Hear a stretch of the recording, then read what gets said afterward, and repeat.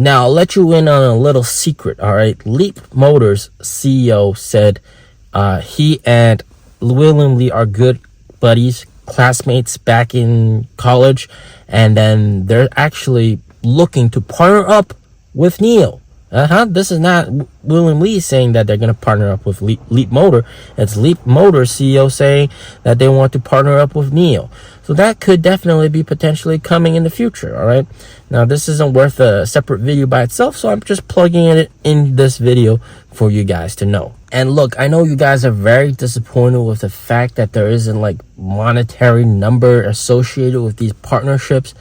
Look, they're not going to release it. I'm sure they discussed about it, but it wouldn't look too good if, say, one partner said, hey, we're going to build 100,000 vehicles, and the other partner said, oh, we're only going to build 30,000 vehicles. And it's not like, it's not said and done. You can't just say we're going to build so many vehicles. I mean, it depends on demand and everything, right? You might have to build more vehicles, or you might have to build less vehicles depending on the situation. But they are building vehicles. And in terms of progress-wise, if you guys have asked me, when do I think the first of those partnership vehicles will come out that can do battery swap, that's not made by Nio? Well, I'm thinking very soon, because Nio CEO said, actually like a month or so ago, that the partners so far have not had any trouble with the designing around the battery pack that they provided them. Okay, so Nio provides the Alps battery pack to them, and then they design the car around that, and the battery swap mechanism is standard, and they haven't encountered any problem, and it's pretty smooth sailing according to the CEO. So this is all good stuff, guys. It's all good stuff. I'm thinking earliest by 2025 we'll see like quite a few of these cars pop out. Okay, maybe even like late 2024, 2025, definitely we'll have these cars on the road. And public swap stations, I mean, like, they've already announced 1,000 swap stations. They're going to build it. All right, the government's going to help build it. That's how crazy it is. All right, not just these other partner car brands, but the government building it as well in Anhui province. So that's insane. So it's all good. It's all good. No monetary value, because you can't stick a monetary value to it. You can't say for sure. All right, but yeah, if I had to estimate, it's gonna generate money in the hundreds of millions, in the billions range for them. Okay, don't get too upset with that. All right, guys, we gotta talk about delivery breakdown, which vehicle is selling like what, and how the overall EV market looks like here in China in terms of deliveries for every vehicle model. And guys, this information does take a while to compile, so it would really help out if you could just smash the like button. All right, it's not a lot, but just it helps out, so thank you so much.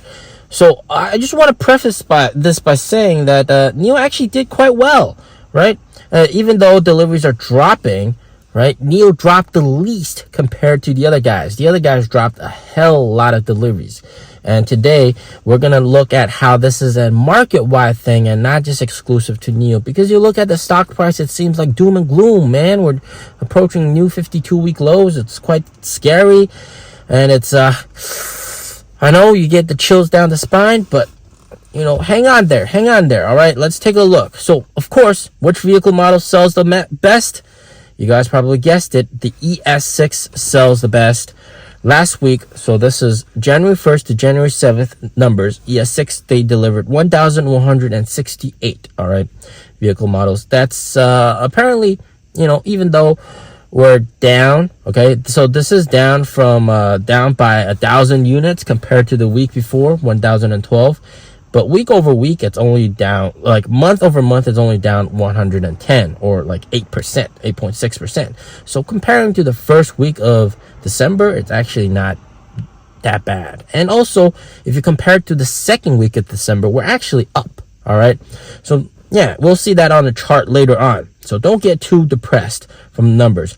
The number 2 best-selling car, you guys probably guessed it already, is the ET5, all right? The ET5, they delivered 542 units. And then so we're in this metric, we're combining ET5 and ET5T together. ET5 itself 386, so that combines to 928 ET5 plus ET5T, which is down 797 from the week before, down 382 month over month, or down 29% month over month. So this is taking a little bit of a hit, but it's market wide, guys, so don't panic. The third best seller is, of course, the EC6. They delivered 465. So 465, that looks like so that's down 420 from the week before, down 197 month over month, or down 29%. And then taking a look at some of the other vehicle models, ES8, 274 deliveries, that's down 263 from the week before, only down 19 from the same time last month, or down 6%. 777, 165 deliveries, which is down 116 week over week, down 34 from the same time last month, so only down 17% month over month. Not too bad. But this is what I'm talking about. You look at the graph right here, it's taking a big dive down, but then you look, it's not like breaking newer lows for most of these guys. All right, ES6, we're about the same as like the second week of December. All right, and then yeah, these guys are all sort of dipping down a little bit. We're seeing a slightly deeper dip for the EC6, but everything else, you see, like the ES8 still holding quite well, fairly well. 777 still holding fairly well, and it's pretty normal. The policy change affects everybody. Interestingly enough, if we look at the other deliveries for the other guys, the competitors, this is what's really interesting. I mean, the competitors are just they're just melting, guys. They're just melting. So first, we'll start off with Model Y. All right. So the week before, they delivered 11,702. That was for the last week of December. For the first week of January, they delivered 2,162. That's down 9,539 week over week. Just massive drop. All right. The Xpeng G9, they delivered 308. That is down 753 from the week before. Ito M5, 464 deliveries, down 291 from the week before. All right. BMW i3, 757, down 846 from the week before. You're seeing a trend here, guys. All right. Everybody's down.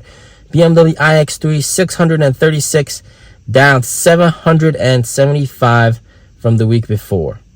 Oof, guys, God. Zeekr. All right, Zeekr 001. Zeekr seems to be like the only one that's doing okay, but it's still down a big amount.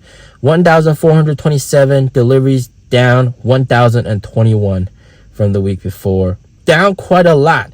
And if you look at what that overall looks like on a chart, just look at that. Everybody's diving down. I mean, the policy change affects everyone. Taxes affect everyone. All right, so, relatively speaking, Nio was down less. So be happy about it. I know you guys don't want to be happy about it, but you're not going to be able to fight the policy. All right, so Nio is down relatively less compared to those other guys, but everybody's just diving down. Look at this. It's like everybody's moving in tandem. It's just diving down. Some more than others, but look at BMW i3 just diving so deep. All right, relative to where it was before.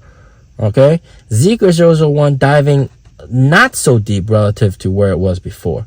So that's very interesting. Big thing to keep in mind, even though the overall deliveries of everybody shrunk, all right, overall deliveries of EV less, but Nio still maintains a very big healthy market share of the luxury EV segment, 52%, all right, relative to Zeekr and BMW. So still maintaining about 50% market share, which is fantastic, all right?